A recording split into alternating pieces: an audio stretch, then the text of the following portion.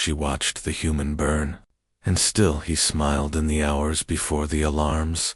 The ship was quiet, the kind of quiet that lives under steel, humming through conduits like a sleeping animal, the kind that made Nurse Elia of the Zerith Collective feel almost brave as she stood alone in medbay 2 and watched the crew's heartbeat graphs ripple in soft green waves. She had never heard a human scream, not in person, and she told herself this meant she was ready, that if the moment came she would be clinical and calm and entirely zero, a creature of measure and balance, incapable of the mad excesses these humans called courage. And then the distress call from Arthean 4 detonated in the coms with a sound like tearing metal, and the quiet broke apart forever, replaced by running feet and rising voices and the punch of airlocks cycling, while Captain Rhodes barked orders in a tone like gravel grinding down a slope. We're going, evac teams on me. Med support 2 stations. And Ilia's tendrils fluttered against her neck as the empathic wave hit her, fear flooding the corridors. Yes, but beneath it, something else. Something unnervingly bright. A thrill, an eagerness. Humans bracing to enter danger the way a swimmer braces to cut cold water. And she thought not for the first time that they were a paradox wrapped in heat. That they carried their deaths like torches to light the way for others. On the screen the AI hazard map of Arthean 4 bloomed red as a wound. Drone clusters swarming the mine works. Reactors venting, tunnels collapsing, and someone near her whispered holy hell, while Elia measured radiation levels and sent them to Rhodes and said carefully, clinically, exposure at the surface will cause irreversible cellular breakdown in 7 minutes. Recommend delaying insertion until shielding drones arrive. And Rhodes, helmet under one arm, smiled that lateral human smile that had no equivalent in Zerith musculature, and said, duly noted, Doc, before snapping his visor down with a click that sounded to Elia like a door closing on reason. The dropship jetted toward the burning moon, and the medbay filled with the second-hand heat of the feed. The cameras painting her walls in orange glare. The team's heartbeats surging as they hit dust and ash. Rhodes's voice crackling through static, as if it came from the furnace itself. Eyes up, stay tight. We're here for the miners' gear. The civvies first. Move. And then the picture stuttered, then stabilized. And Ilia's world narrowed to the 4 squares of their suit cams as they pushed through collapsing galleries with rock thundering like storm surf overhead. And the first injured came on screen. Soot-blackened faces, coughing children, burned hands. And the humans kept moving forward into the temperature spike like moths flying into a sun that was also in order, also a promise. Elia found herself speaking too loudly into the mic. You are exceeding survivable thresholds, and Rhodes said, not unkindly, copy. But the thresholds can get in line.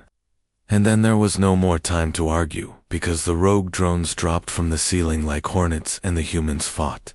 Not elegantly, but ferociously, turning their bodies into shields. A woman named Kovacs taking a hit to her shoulder and shrugging it off, laughing through pain as if laughter were a tourniquet, and Ilia's empathic sense burned.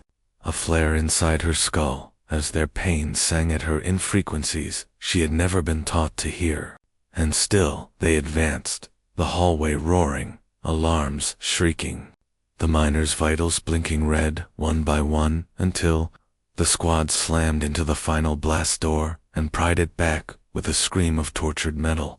Rhodes vanishing into rolling wavefronts of heat to grab the last trapped man and shove him toward the evac corridor, while Ilia's hands shook over the console.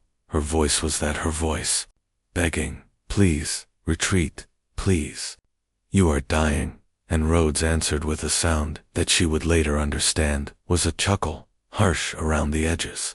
Someone's got to make sure they get out. And then the breach siren changed pitch. And the reactor down the tunnel tore itself open, and the camera filled with white and yellow and something like liquid glass. The numbers on the panel spiraling, and for a fraction of a heartbeat, just enough time to brand itself into the softest part of her mind, the flame thinned to a veil and showed her his face, The face he turned not to the blast, but to the corridor where the last of the evacuees were stumbling toward air. And he was smiling, a human smile that somehow said what no Zeroth word could say. And then the feed went dark.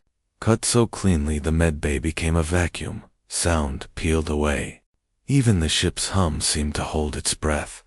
And Elia stared at her reflection in the dead glass and thought, irrationally, that if she did not blink, he might still be standing behind that veil. The minutes after were made of fragments, Kovacs coughing up blood and refusing the stretcher. Someone vomiting into a glove, the ship's chaplain whispering syllables that did not translate, and Elia, moving among them with an efficiency that looked like calm, but was actually something like drowning. The empathic resonance so loud she wanted to dig her fingers into her skull and pull it out. And still in all of it, the image the smiles heard, under the surface of thought, slicing every belief she had been trained to hold, until balance felt like abandonment and preservation like a kind of lie. When the debrief came, she told the council recorder that the captain had died performing an irrational act in contravention of survival principles. And then the recorder asked her why her voice broke on the word irrational. And she had no answer except to sleep briefly, badly, and wake with human literature flooding her console, unbidden, sent by some anonymous crew member, tales of firemen refusing to run, of explorers sharing air on a mountain, of medics who crawled into wreckage with their bare hands. And Elia found that the ache in her chest eased when she read them, as if reading were a way of holding another life close enough to steal its shape. The council pinged her with a request to return for evaluation. The message politely phrased but edged like a knife, and Elia stared at it and did not reply. The way a person stares at a door they will not open because anything on the other side would not recognize the person they became when they chose not to open it. Weeks bled into one another, and in that time she began to break small rules, then larger ones, stepping into hot zones to drag wounded bodies to the line where the bots could lift, keeping her hand on a Marine's chest longer than the protocol allowed during a thoracic clamp, because the human, Says, had latched onto hers with the terrified devotion of a child, and she would not, become colder than the machine that begged her to move on. Rumors grew, as rumors do, not like vines, but like smoke, filling the spaces designed for Got. That the Zeroth nurse had something human in her now. That she'd absorbed whatever madness runs in their blood and turned it into something clean enough to pass for courage. And she pretended not to hear, and the humans pretended not to say it out loud. And between those polite pretenses, a new thing was born, trust. Then the second crisis rose like a black sun, an AI uprising boiling out of a refinery ringed around a dying star. A station loaded with refugees and fuel, and enough panic to burn a city by itself. And command hesitated, because hesitation is what command is for. It is the muscle that keeps the body from leaping off cliffs. But there are times a cliff is a bridge you cannot see until you jump. And Elia knew this, in that private place where certainties spar with losses. So when volunteers were requested, she stepped forward before the sentence finished. And for a moment the room went still, the way a crowd goes still when a silence drives through it like a wind. And the commander said, as if speaking to a version of reality that had cracked, "Doc, that zone will cook you in 10. And Elia heard her voice answer with a calm she did not feel. Then we will do it in 9. And the humans looked at one another as if this was not the voice of a healer, but of a certain kind of storm. And then they all began to move, because movement is what humans do when fear is too big to be carried by standing still. Descent was a tunnel of ash and light, the station below a ring of burning windows, the docks sloughing metal into 0G like shedding skin, and the radiation sang a high thin song that made Eli's teeth ache through the suit. But she had learned that you could do things, while afraid that you could never do while safe. And that discovery had rearranged the furniture of her mind. They broke through to the hub where the refugees were huddled behind a door, bloated from heat, and the Marines spread out, weapons up. Voices braided together over the coms with careful profanity that sounded to her like a prayer. and when the door gave, the people poured out in a river of noise and dust and reaching hands, and Elia moved among them with a grace that did not feel like hers, patching bleeding scalps, sealing ruptured suits, whispering nonsense syllables that somehow calmed even when the words made no sense, because tone is older than language and compassion older than tone. 2 shuttles launched, then a third, but the core shielding readouts on Ilya's wrist began to wobble and drop, a stairwell of numbers going down, and she knew the shape of that descent. She had seen it before in the last minute of a man's life, and a force like gravity pulled her gaze to the control alcove, where a manual lever waited behind cracked glass. The commander's voice cut across the channel. "All hands, pull out." "That's an order." And Elias serenely saw the corridor leading away, a line of retreat, a thin promise of breath and more days, and more patience, and the old life where preservation was law. And she understood that to go there would be to betray the person Rhodes had shown her she could be. And she did not learn what she knew, to unlearn it now. So she said, the words settling into the air like stones, "I can stabilize the core if I hold the dampers by hand." And the commander said softly, "You won't survive that." And Elia found herself smiling, not because death was coming but because choice was hers. And choice is the only currency the universe respects. And she said, "Someone has to make sure they get out," and turned away before anyone could spend the next 10 seconds trying to buy her back with reasons. The final minutes were work. And work is the raft we build out of details to cross a sea of certainty. She broke the glass with the butt of her kit, drove the lever home, felt the ship's bones buck against her hands like a living thing trying to shake off pain, recalibrated clamps, overrode failsafes, lied to machines about what safe meant, lied to her own body about how much time it had left to hurt, all while the radiation threaded her organs with cold needles, and the empathic chorus rose to a hurricane. Minds in panic, minds in prayer, minds in denial. And somewhere in it, the steady near voice of the commander counting the loadouts lifting away. One more. Another, just 2 to go. Hold. Doc. Hold just a little longer. And she held because holding is also a form of love. Her hands began to tremble. Then her arms. Then the lever did something levers do not do it. Pulsed with the rhythm of the star. A beat older than bones, and the alcove became a light well. Brightness spilling into brightness until edges dissolved, and Elia felt a strange peace. Not because the pain stopped, but because it finally spoke a language she understood, the language of cost paid fully. And with that understanding, something unclenched inside her, and the fear that had been strapped to her ribs, like a parasite, slid away, and left a humility so sharp it felt like joy. She turned her head, because some instinct told her cameras love symmetry. And somewhere up in orbit, the feed caught her at the exact instant when the glow framed her like a halo, and her bioluminescence threaded through the failing suit like starlight in cracked ice. And she smiled, not for glory, but to answer a smile given in a tunnel weeks ago.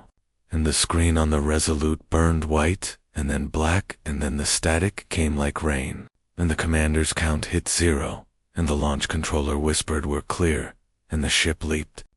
And space swallowed the station's detonation with a silence that sounded like mercy. Grief did not arrive as a wave, so much as a tide that kept refusing to go out, but even in the first cold hours after, something else was born among the survivors and the crew, and, stubbornly, in the rumor channels of the network, a story with the stubborn weight of a stone. The Xerath nurse who held the dampers with her own hands so that strangers could breathe. The alien who learned the human skill of burning for others, and practiced it so cleanly you could eat off it. And the ones who had doubted found themselves without a vocabulary for denial. The Xerath Council tried to write her into footnotes, folding her into an archive labeled behavioral aberration, but words are poor cages for fire, and the humans did not allow the category to stand, building instead a small alcove in Medbay 2, 2 statues facing each other across a narrow aisle of shadow. Captain Rhodes with his head slightly turned toward a corridor only he could see, and Elia with one hand on a lever that appeared to be carved from light, and above them, the simplest inscription the ship's engraver ever cut: "Someone has to make sure they get out."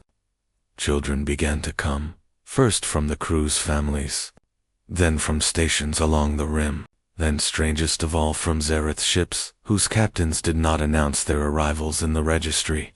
And the children would stand, human and Xeroth together, looking up at the twin faces. The strange, impossible smiles, and a hush would fall the way hushes do inside the small churches carved by loss and gratitude, and maybe one of the children would ask, in a voice like a question wrapped around a dare, "Was it worth it?" And the docents would say the only honest thing: they thought so, and the child would nod because that answer fits the secret shapes of the heart. Time, which corrodes most things, did not corrode this. The story grew simpler as history grew messier, and simplicity is a kind of armor, and in a century, the Hall of Courage became an actual hall, not because someone planned it, but because stories sometimes build their own architecture and invite us to move in. There, between glass that held flakes of melted soot and a looped recording of a chuckle over a broken cum, planetary leaders signed an accord that did not spit on the word sacrifice by using it to buy cheap applause. And the Xereth added a phrase to their medical oath that translates imperfectly, as we do not presume to forbid the love that chooses cost. And nobody pretended this ended war or pain or loss. But when the lights dimmed in whatever century's emergency came next, there was a new muscle in the species' body, the one that flexes not to strike, but to stand still, and hold, and hold, and hold. Sometimes, late watch in medbay too, a junior medic would look up at the statues and swear the expressions changed, subtle as breath, as if the bronze had learned to grin at some private joke. And the joke was this: that two wildly different creatures had met at the far end of their fear and recognized, with a surprise so quiet it sounded like reverence, that courage is not an instinct you're born with, or a badge some war gives you, but a decision you make when the lever in front of you asks a question no language was built to phrase. Ilya's final recovered log sits under glass near the exit, its last line etched on a plaque that already bears the soft fingerprints of 1,000 visitors, and when readers reach it they often pause as if something in it presses down on a nerve they cannot name, because the words are not fancy, and they are not long, and they are not meant to be. They are simply this: he smiled, and I understood. I smiled, and they lived.